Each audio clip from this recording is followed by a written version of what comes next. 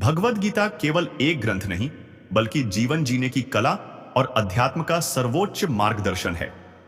इसमें भगवान श्री कृष्ण ने अर्जुन को न केवल धर्म और कर्म का ज्ञान दिया, बल्कि भक्ति के रहस्यों को भी उजागर किया। गीता में बताया गया है कि सच्ची भक्ति वही है जिसमें मैं और मेरा का भाव समाप्त हो जाता है। जब अर्जुन ने भगवान से प्रश्न किया कि साकार उपासना श्रेष्ठ है या निराकार, तो श्री कृष्ण ने स्पष्ट किया कि दोनों ही मार्ग भक्त को ईश्वर तक ले जाते हैं, लेकिन जो प्रेम पूर्वक और श्रद्धा से उनकी भक्ति करता है वह निश्चित रूप से उन्हें प्राप्त करता है। गीता के 11वें अध्याय में जब भगवान ने अर्जुन को अपना विराट रूप दिखाया, तो अर्जुन की आंखें खुल गईं और उन्होंने समझ लिया कि भक्ति क्या होती है। इस अध्याय में भगवान श्री कृष्ण ने भक्ति के विभिन्न रूपों का वर्णन किया और यह भी बताया कि किस प्रकार हर व्यक्ति भक्ति के माध्यम से ईश्वर को प्राप्त कर सकता है।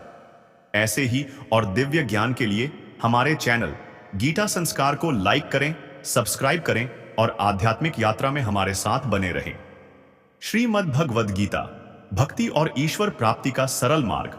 भगवान श्री कृष्ण ने अर्जुन को भक्ति का सर्वोत्तम मार्ग समझाते हुए कहा, मय्येव मन आदत्स मयि बुद्धिम निवेशय निवसिष्यसि मय्येव अत ऊर्ध्वम न संशयः।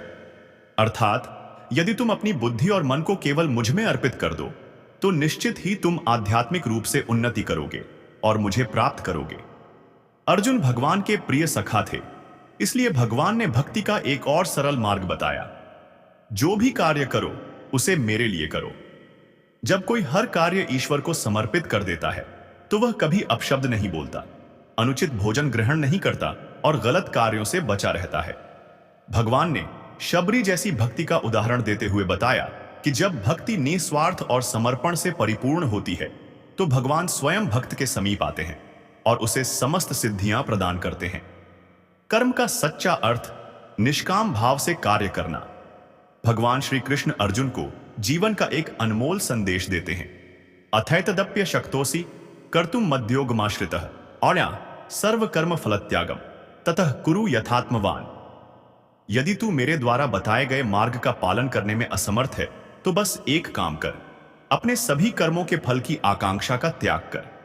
भगवान प्रेम पूर्वक समझाते हैं कि यदि भक्ति या ध्यान कठिन लगता है, तो कम से कम अपने कर्मों को बिना किसी फल की अपेक्षा के करना शुरू कर दो। जब हम किसी कार्य को सिर्फ अपने कर्तव्य के रूप में स्वीकार कर लेते हैं और उसके परिणाम की चिंता छोड़ देते हैं, तब हम और अधिक दक्षता से कार्य कर सकते हैं। सोचो, जब हम फल की चिंता में डूबे रहते हैं, तो मन में बेचैनी और भय उत्पन्न होता है अगर परिणाम अच्छा न हुआ तो। लेकिन जब हम फल का बोझ हटा देते हैं, तो मन स्वतंत्र हो जाता है और हम अपना सर्वश्रेष्ठ दे सकते हैं। यही गीता का सच्चा सार है। कर्म करते जाओ, फल की चिंता मत करो। एक गीत भी है, कर्म किए जा, फल की इच्छा मत कर ए इंसान। जैसा कर्म करेगा वैसा फल देगा भगवान। यही वह दिव्य संदेश है जो हमें जीवन में हर परिस्थिति में शांति और संतुलन बनाए रखने की शक्ति देता है। कर्म का रहस्य, फल की चिंता मत करो, सिर्फ कर्म करो।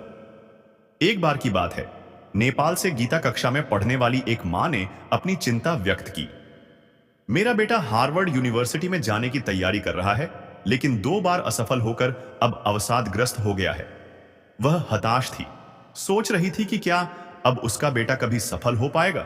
उसे समझाया गया, तुम इसलिए मत पढ़ो कि तुम्हें विश्वविद्यालय में प्रवेश मिल जाए, बल्कि अपने ज्ञान की वृद्धि के लिए पढ़ो। जब फल की चिंता छोड़कर केवल सीखने में ध्यान लगाओगे, तो सफलता अपने आप मिल जाएगी। एक बार अकबर और बीरबल शिकार खेलने गए। बहुत तेज बारिश होने के कारण जंगल में रुक गए। थोड़ी देर बाद उन्होंने देखा कि एक नाला तेज बारिश के कारण पूरी तरह भर चुका था और एक लकड़हारा सर पर लकड़ियों का गट्ठर उठाए बहुत तेज गति से दौड़ते हुए नाला पार कर गया। यह देखकर अकबर बहुत प्रसन्न हो गए और उसे अपने पास बुलाकर कहा कि एक बार फिर से यह गट्ठर उठाकर नाला पार करो तो मैं तुम्हें सोने की मोहर दूंगा। लकड़हारा बोला कि यह तो मेरा प्रतिदिन का काम है। वह दौड़ते हुए गया, लेकिन फिसल कर गिर गया। तभी बीरबल हंसने लगे तो अकबर ने पूछा कि तुम क्यों हंस रहे हो। बीरबल ने कहा कि महाराज, पहले यह केवल लकड़ियों का गट्ठर सिर पर उठाकर चल रहा था, इस बार सोने की मोहर का बोझ भी उठाकर दौड़ रहा था, अतः असफल हुआ। इसी प्रकार हमें भी फल की आकांक्षा का बोझ सिर से उतारकर केवल कर्म करना है। प्रत्येक कार्य को भगवान को समर्पित करते चलें तो हमारा जीवन भी सुंदर होगा और ऐसा भक्त भगवान को अत्यंत प्रिय है। अब सौंप दिया इस जीवन का सब भार तुम्हारे हाथों में, हे जीत तुम्हारे हाथों में और हार तुम्हारे हाथों में। अर्थात कर्म करने के पश्चात जब उसका फल पूर्ण रूप से भगवान को ही सौंप देंगे तो फिर किसी तरह की चिंता नहीं रहेगी और जीत हार को सहजता और आनंद से स्वीकार कर लेंगे। श्रेयो हि ज्ञानम अभ्यासात् ज्ञानात् ध्यानम याम्या विशिष्यते। ध्यानात् कर्म फल त्याग एक सैस त्यागात् शांतिरनंतरम। शास्त्र ज्ञान से ध्यान श्रेष्ठ है और ध्यान से भी सब कर्मों के फल की इच्छा का त्याग श्रेष्ठ है, क्योंकि त्याग से तत्काल ही परम शांति प्राप्त हो जाती है। बिना मर्म को जाने किए गए अभ्यास से ज्ञान श्रेष्ठ है, ज्ञान से ध्यान श्रेष्ठ है और ध्यान से कर्म फल की इच्छा का त्याग श्रेष्ठ है। जब हम कर्म फल का त्याग कर देते हैं तो हमें असीम शांति प्राप्त हो जाती है। अशांति का मूल कारण अपेक्षा है। अपेक्षा ही दुख की जड़ है। यदि हम अपेक्षा को त्याग देंगे तो अत्यंत आनंद प्राप्त करेंगे। श्री भगवान ने स्वयं गीता में कहा है कि न ही ज्ञानेन सदृशम पवित्रमिह विद्यते, अर्थात ज्ञान के समान कुछ भी श्रेष्ठ नहीं है। कोई भी कार्य करना है तो उसे पहले आंखों से देखो और आपकी दृष्टि भी निर्दोष होनी चाहिए। हम यह न सोचें कि यह कार्य मैं कर रहा हूं। मैं को निकाल दें तो हमें भगवान मिलेंगे और भक्ति का जो झरना हमारे अंदर प्रवाहित होगा उसको हम शब्दों में नहीं बता सकते। सास अपनी बहू से अपेक्षा रखती है इसलिए दुखी रहती है। यदि वह अपेक्षा छोड़ दे तो उसके बाद बहू कोई कार्य करेगी तो वह खुश होगी। हम अपने बच्चों को बड़ा करें तो यह न सोचें कि वह बुढ़ापे में हमारा सहारा बनेंगे, तब हमें दुख नहीं होगा। जो भक्त कर्म फल का त्याग कर देते हैं वे मुझे अत्यंत प्रिय हैं। वृक्ष की शाखा पर फल लगते हैं किंतु वह कभी नहीं सोचते कि यह मैं ले लूं। पहाड़ों के ऊपर वर्षा होती है किंतु वह भी बह जाती है। रेगिस्तान में खेती नहीं होती है। बेटी पराई होती है तब भी हम उसका पालन पोषण ऐसे ही करते हैं जैसे कि वह हमारी अपनी है। हमें उससे फल की अपेक्षा नहीं होती है, लेकिन बेटे से अनेक अपेक्षाएं होती हैं। मैंने अपने बेटों को बड़ा किया, उनकी सेवा की। जब मैं बूढ़ा हो जाऊंगा तो वह मेरी सेवा करेंगे। यह अपेक्षा रखना बहुत बड़े दर्द को आमंत्रण देना है। आपने उनकी परवरिश करके अपना कर्तव्य पूरा किया है। अपेक्षा नहीं रखने से बच्चे जो भी करेंगे आपको प्रसन्नता होगी। आकांक्षा का त्याग करना एवं फल की इच्छा न रखना ही सही भक्त के लक्षण है तथा कर्म फल की अपेक्षा को त्याग देना ही श्रीमद् भगवद गीता का श्रेष्ठतम और व्यवहारिक उपदेश है।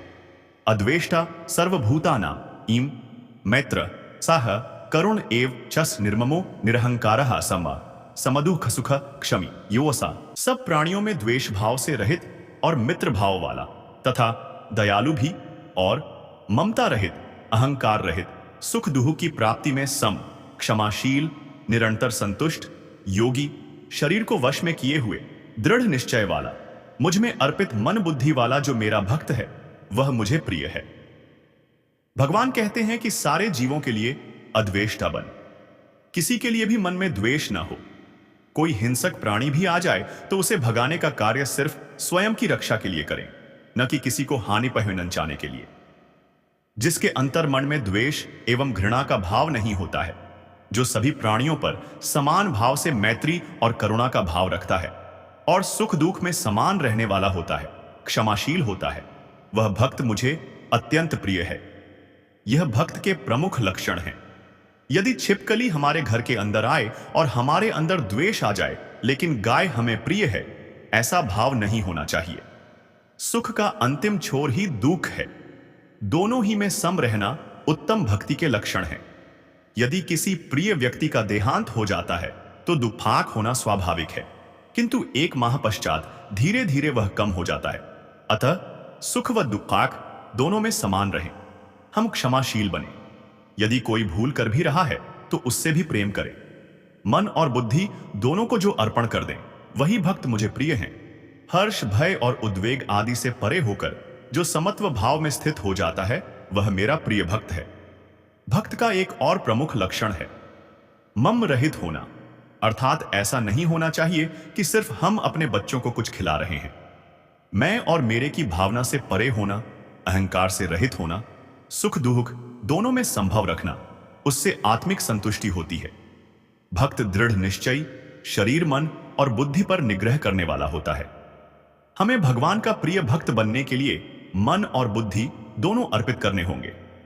इन दोनों के समर्पण के लिए पहली आवश्यक शर्त है श्रद्धा का भाव होना।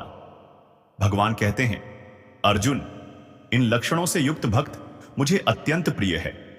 श्री भगवान स्वयं गीता जी में रहते हैं कि त्रिविधम नरकस्येदम द्वारम नाशन मात्मना कामहाक क्रोध तथा लोभ तस्मादेतत्रयम् न त्यजेत। एक कथा हम सभी ने सुनी है कि मृत्यु के बाद नरक में जाओगे तो खौलते तेल की कड़ाही में तले जाओगे। यह बिल्कुल मिथ्या है। नरक हमारे जीवन में ही है। नरक के 3 द्वार हैं, काम, क्रोध और लोभ। जैसे ही हमें क्रोध आता है, हमारा चेहरा गुस्से से लाल हो जाता है, हमारा रक्तचाप बढ़ जाता है। यही लाल चेहरा तले हुए पकौधे जैसा हो जाता है। स्वर्ग और नरक सब कुछ यही है। एक बच्चे को कोई मोटा बोलकर चिढ़ाए तो वह चिढ़ता था, किंतु उसे जब समझाया गया कि तुम चिढ़ना छोड़ दो, क्योंकि वे तो चाहते हैं कि तुम चिढ़ो। जब तुम चिढ़ना छोड़ दोगे तो वो मायूस हो जाएंगे। अब उसे कोई भी मोटा बोलता तो वह कहता कि मैं खाते पीते घर से हूं, इसलिए मोटा हूं। धीरे धीरे बच्चों ने उसे चिढ़ाना छोड़ दिया। वासांसी जीर्णानि यथा विहाय नवाणि गृह्णाति नरोपराणि तथा शरीराणि विहाय जीर्णा न्यन्यानि संयाति नवाणि देहि। अर्थात जैसे मनुष्य पुराने वस्त्रों को त्याग कर नए वस्त्रों को ग्रहण करता है, वैसे ही जीवात्मा पुराने शरीरों को त्याग कर दूसरे नए शरीरों को प्राप्त होता है। संतुष्ट ऐसा सततम य योगी यथात्मा दृढ़ निश्चय मय्यर्पित मनोबुद्धि और यो मदभक्त एस सस में प्रिय। एक उत्तम भक्त के अंतर से संतुष्टि का झरना बह रहा है। तब मनुष्य योगी की तरह व्यवहार करता है। जो प्राप्त है वह सहज स्वीकार है तथा जो नहीं मिला उसमें भी संतुष्ट है। ऐसा हमारा स्वभाव होना चाहिए। क्षमाशीलता की भावना होनी चाहिए। दृढ़ निश्चयी व्यक्ति साधना के पथ पर आगे बढ़ता जाता है। मन तो मान जाता है, परंतु बुद्धि बहुत प्रश्न करती है। शरणानंद जी महाराज एक बार अपने शिष्यों के साथ जा रहे थे। वह प्रज्ञा चक्षु थे। चलते चलते वह एक पेड़ के नीचे जाकर रुक गए और एक पत्थर को उठाकर उसे प्यार से सहलाने लगे। थोड़ी देर बाद उठकर बोले, यहीं रहना, मैं कल फिर आऊंगा। अगले दिन फिर वह अपने शिष्यों के साथ उसी पेड़ के नीचे जाकर बैठ गए और उसी पत्थर को फिर से हाथ में उठाकर उसे सहलाने लगे। यह देखकर एक शिष्य को बड़ा आश्चर्य हुआ और उसने सोचा कि यह कैसे संभव हो सकता है। जब यह देख नहीं सकते तो यहां कैसे पहुंचे नंचे। जरूर इन्होंने अपने पग गिन लिए होंगे। इन्होंने रास्ता याद कर लिया था, इसलिए दूसरे दिन भी आकर इन्होंने इसी पत्थर को उठाया है। जब शरणानंद जी उठने लगे तो उन्होंने उस पत्थर से फिर कहा कि मैं कल आऊंगा, मेरी प्रतीक्षा करना।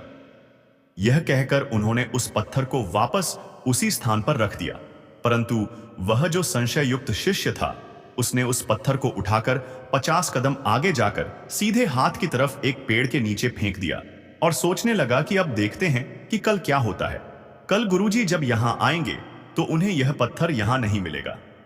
अगले दिन शरणानंद महाराज निकले और उस पेड़ से 50 कदम चलकर दूसरे पेड़ के नीचे जाकर उसी पत्थर को उठाया और उस पर हाथ रखकर बोले, अरे तू यहां कैसे आ गया? तेरे पैर लग गए क्या? उन्होंने उसी पत्थर को उठा लिया। यह देखकर वह शिष्य आश्चर्यचकित हो गया। वह गुरु के सामने नतमस्तक हो गया और प्रणाम करके बोला कि गुरुजी, यह पत्थर मैंने यहां पर उठाकर रखा था, परंतु कृपा करके बताइए कि यह कैसे घटित हुआ। इस पर शरणानंद महाराज ने कहा कि हर पत्थर में जान होती है, हर एक में चेतना होती है, वह अव्यक्त हर जगह विद्यमान है। आप अगर हृदय से आवाज दो तो वह चेतना जागने लगती है। इसलिए इस पत्थर से मेरा लगाव हो गया।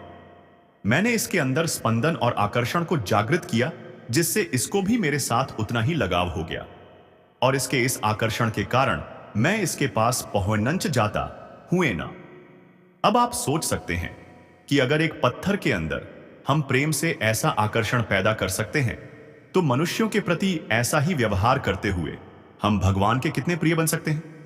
यस्मान्नोद्विजते लोको लोकान्नोद्विजते च यह सौन हर्षामर्ष भयोद्वेगे और मुक्तो यह सच में प्रिय, जिससे कोई भी प्राणी उद्विग्न क्षुब्ध नहीं होता और जो स्वयं भी किसी प्राणी से उद्विग्न नहीं होता, तथा जो हर्ष अमर्ष ईर्ष्या भय और उद्वेग हलचल से रहित है, वह मुझे प्रिय है।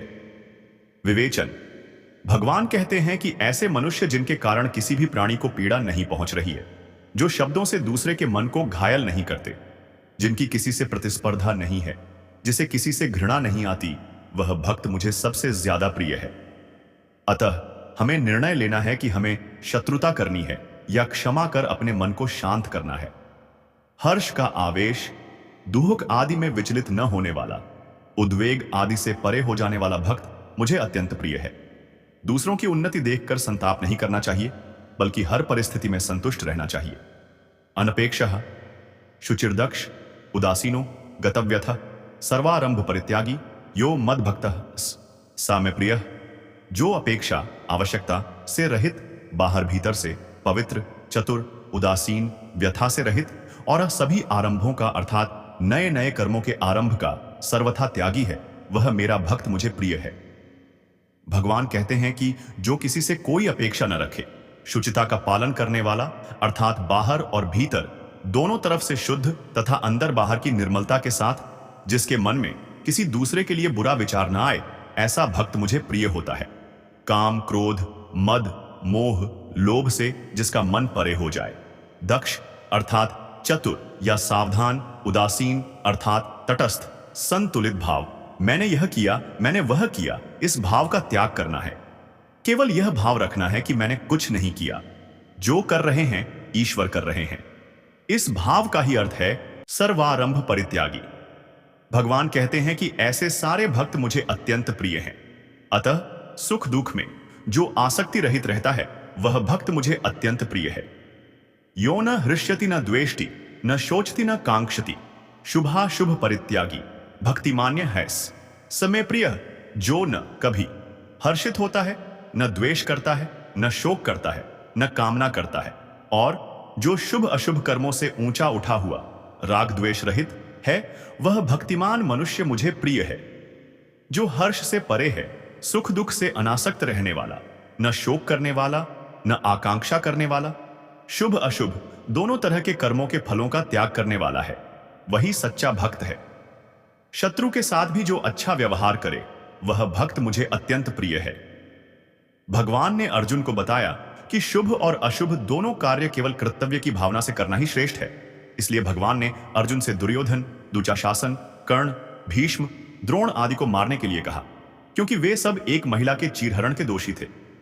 समहाश शत्रौ च मित्रे च तथा मानापमान यो शीतोष्ण सुखदुःखेषु समहा और संग विवर्जित, जो शत्रु और मित्र में तथा मान अपमान में सम है, और शीत उष्ण शरीर की अनुकूलता प्रतिकूलता तथा सुख दुख मन बुद्धि की अनुकूलता प्रतिकूलता में सम है एवं आसक्ति रहित है, और जो निंदा स्तुति को समान समझने वाला, मननशील, जिस किसी प्रकार से भी शरीर का निर्वाह होने न होने में संतुष्ट रहने के स्थान तथा शरीर में ममता आसक्ति से रहित और स्थिर बुद्धि वाला है, वह भक्तिमान मनुष्य मुझे प्रिय है। भगवान कहते हैं कि शत्रु को देखकर भी मन में द्वेष की भावना न पनपे।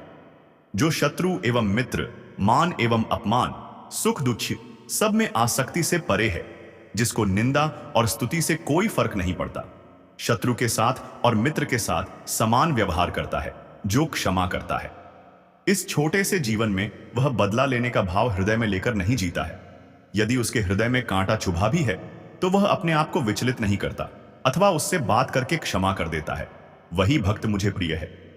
जिस प्रकार जब हम शीतकाल में स्नान करते हैं अथवा गंगा जी में नहाने जाते हैं, तो पहले पानी देखकर ठंड से कंपकंपाते हैं, किंतु हम जब उसमें गोता लगा देते हैं तब हमें अच्छा लगने लगता है। इसी प्रकार शीत और उष्ण से परे हो जाए, द्वंद्वातीत हो जाए। हनुमान जी जब लंका जलाकर वापस पहुंचे, तब भगवान के साथ साथ सभी ने उनकी बहुत स्तुति की। भगवान ने कहा, तुम मम प्रिय भरत ही सम भाई। तब हनुमान जी हाथ जोड़कर बोले, त्राहिमाम त्राहिमाम, प्रभु मुझे आपका दास ही बना रहने दीजिए, वरना मेरा अहंकार बढ़ जाएगा। एक भक्त के आचरण में इस तरह की निर्मलता और सरलता होना अत्यंत आवश्यक है। तुल्य निंदास्तु तिरमौनी संतुष्टो येन केनचित अनिकेत यस स्थिरमति। और भक्तिमान में प्रियो नरह, जो भक्त निंदा एवं स्तुति में समान भाव रखता है, जो अंदर से कभी विचलित नहीं होता, जो एकदम संतुलन में है, ऐसा भक्त मुझे प्रिय है। एक बार बुद्ध भगवान के ऊपर किसी ने थूक दिया। उन्होंने उससे पूछा, और कुछ कहना है? सभी उसे घृणा की नजर से देखने लगे। वह व्यक्ति बहुत शर्मिंदा हुआ और रात भर सो नहीं पाया। जब हम गलत कर्म करते हैं तो हमारे मन में पश्चाताप की भावना रहती है। सुबह उठकर उसने एक पुष्पहार खरीदा और भगवान बुद्ध के गले में अर्पित किया और भगवान के चरणों में नतमस्तक होकर क्षमा मांगने लगा। उसने बुद्ध जी को फूलों की माला पहनाई एवं उनके पैर छुए। तब भी बुद्ध भगवान ने पूछा, क्या तुम्हें कुछ कहना है? उसने कहा, नहीं। उनके शिष्यों को आश्चर्य हुआ कि उसने आपके ऊपर थूका और फिर दूसरे दिन उसने आपको माला पहनाई।